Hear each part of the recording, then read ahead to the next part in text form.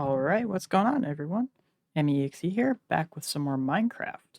So today, as we watch the sunset, I have decided to start up underneath my cherry tree as I've added something very interesting. I don't know if I brought this up in the first episode, but we have the Mob Heads data pack from Vanilla Tweaks installed. And recently we fought a wither in order to get a beacon, which dropped a blue wither head here, and it makes a very nice noise when you activate it. That nice hiss makes a very unique sound when you're dropping in to the laboratory down below. So today I want to start the floors of the laboratory as well as hopefully get some walls in. All the way down, I'm hoping, if not most of the way. But for now, I have collected a bunch of resources required involving some deep slate, some acacia logs, just to make a nice gradient going all the way up. I think it's very interesting. And for the floors, I have some diorite and calcite, just to give it that little extra bit of detail. First things first, I think I want to move these chests onto this already completed floor just to get them out of the way temporarily so I can do the rest of the floor underneath of them. Now that I've moved all the chests out of the way, they're not as neatly organized as they were, even though they never were neatly organized to begin with. But we can start working on the floors now. So one of the things with this floor is with the polished diorite and then making use of some calcite, I have made kind of a tiled pattern with a worn down look where people have been walking, which I think is really cool if you take a step back and look at it. So one of the things I want to try and do is to make it appear that people have used this laboratory for quite some time before it was eventually abandoned. But for now, this floor should come along quite nicely. So as I've been running around here, I've been trying to take notes of where I would go and come in and exit between these pillars. And that's just about how I'm going to end up tiling the floors here. So usually I'll run in and around the pillars, so I've been creating these little diagonal patterns with the calcite just to give it a little extra detail and just show a little wear and tear in the floor. So now that I have completed all of the side floors here, I have lightly weathered them all with the calcite blocks. I can always adjust the amount of weathering with the calcite blocks, depending on what I put in each of these little wings here, and how often I travel to them, just to give that little extra detail in the build itself. Now I think it is time that I start working on the walls and the roof.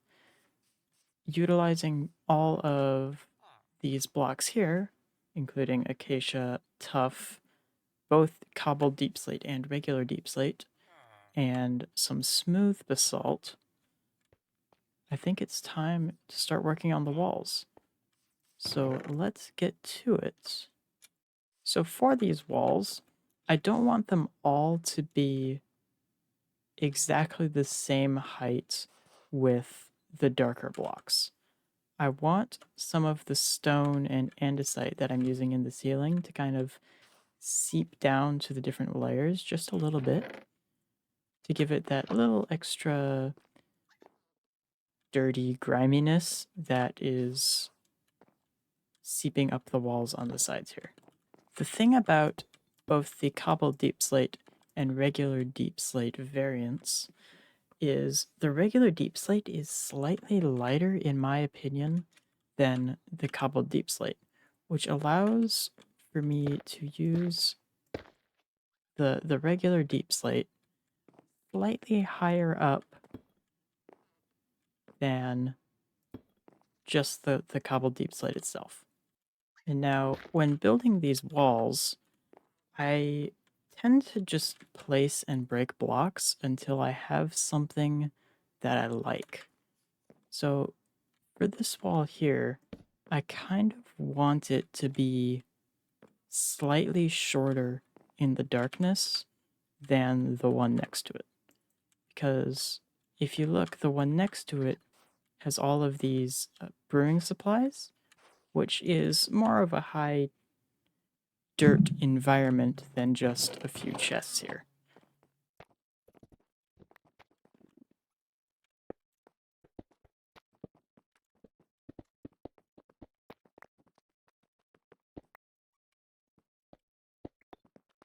Now with this wall, I wanted it to kind of slope down into the stone more than I have on that. So for this one, I started the stone a little bit early and just started to mingle it in about halfway up and then added more and more slowly over time, which I think gives it that slightly less dirty texture than the one next to it. So for this wall on the other side, I wanted to be in similar height to the one next to it. So I'm going to use my more darker blocks towards the bottom just to give it that little bit extra grime while still mingling in some of the lighter blocks occasionally, like this tough block here. But really, when it comes down to these walls, it's just about placing blocks where you think they should go based on their lightness. And just give it a little bit of interesting texture. Just make sure it's looks random without being random. So about on the third layer on this wall, I started with the lighter blocks, which is about what I want on this wall. So that's what I'm starting to do here using the regular deep slate and the acacia log.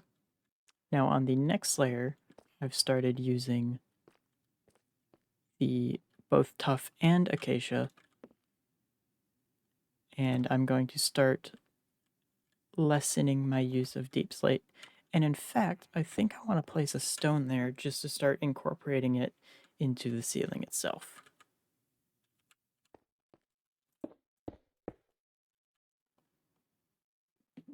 And on the final layer, I'm going to have just a little bit more stone and so, I fell off. And mostly acacia and tough on this final layer here.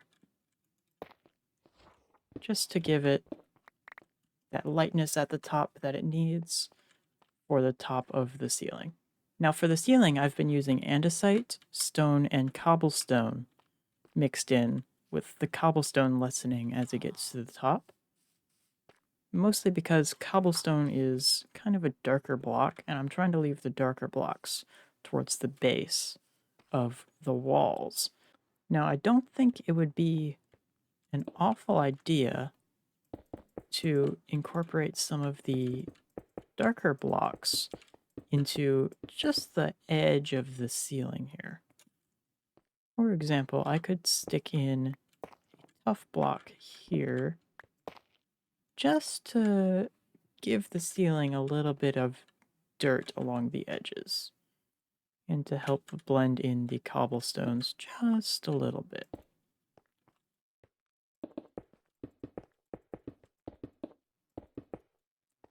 The real problem I can see happening here is my line of redstone for the door. I'm going to have to remove a good portion of this in order to fully finish the ceiling, but I'm not going to worry about that right now. I just want to focus on texturing the ceiling with the cobble and andesite.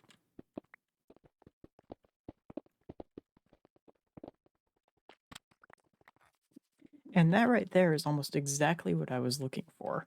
The cobblestone just fades away as the regular stone and andesite start taking over in order to reach the peak of the ceiling. Now I will have some lights hanging down just to brighten the place up just a little bit, but for now, I think that looks pretty good. In fact, I could probably remove those few bits of cobblestone right there. I'm not going to worry about that right now, though. So here's the tricky part. I need to update this redstone line with ceiling blocks instead of cobblestone. Now the problem is, will I remember how to set up this redstone? I'm thinking I will, but there's only one way to find out.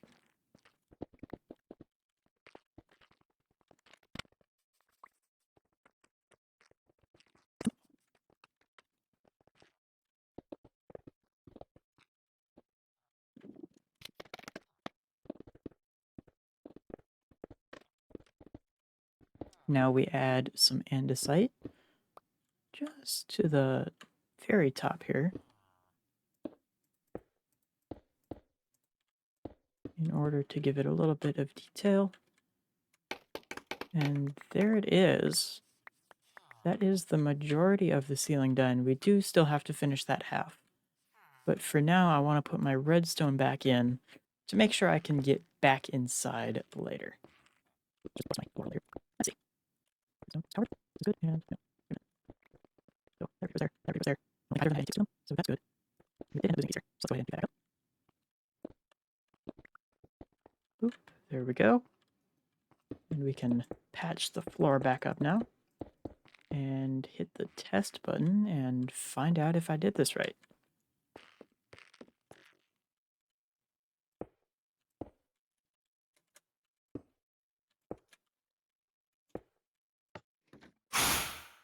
It looks like I did. Don't think that's the hard part. I think the hard part of the redstone is going to be this half here. For now, though, I'm going to finish this half of the roof, and we'll worry about that redstone in just a little bit.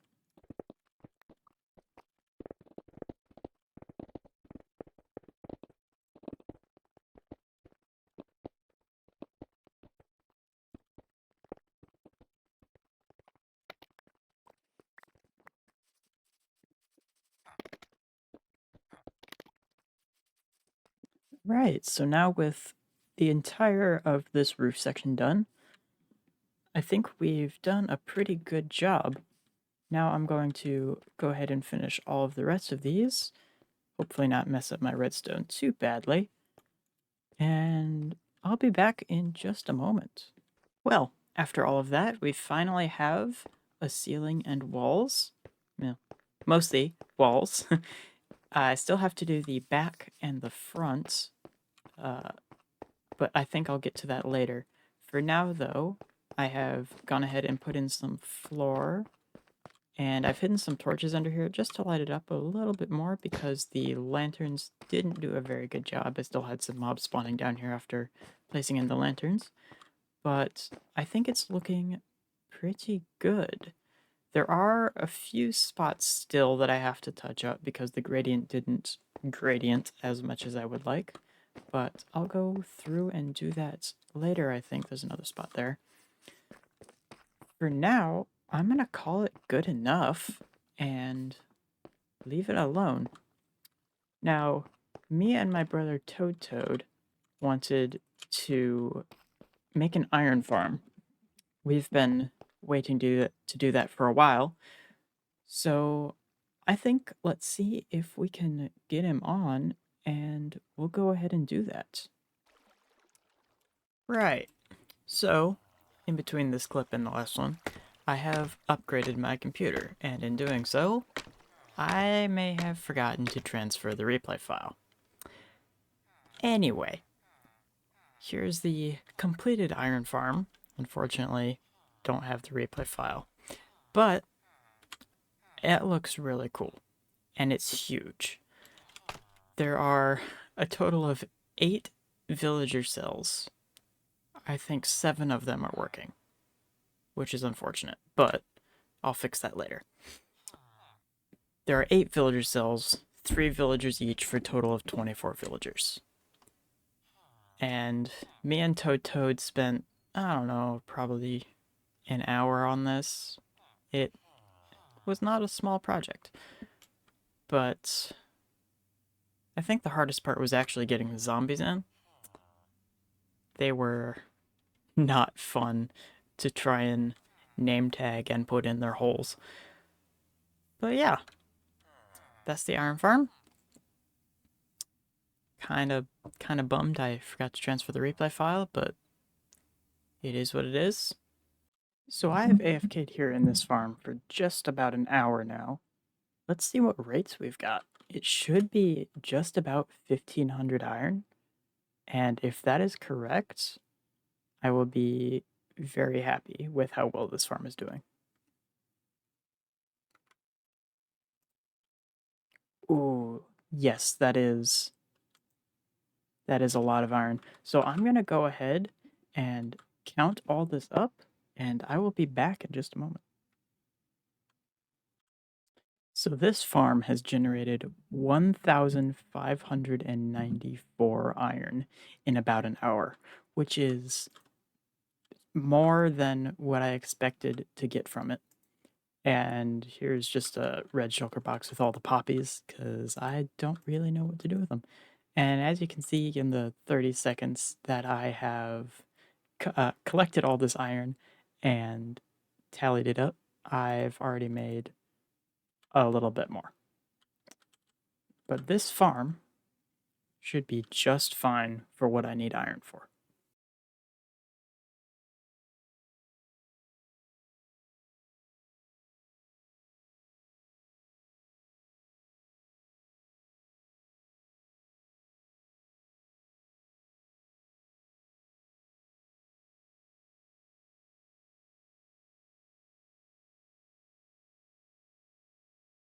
Well, that's going to do it for this episode.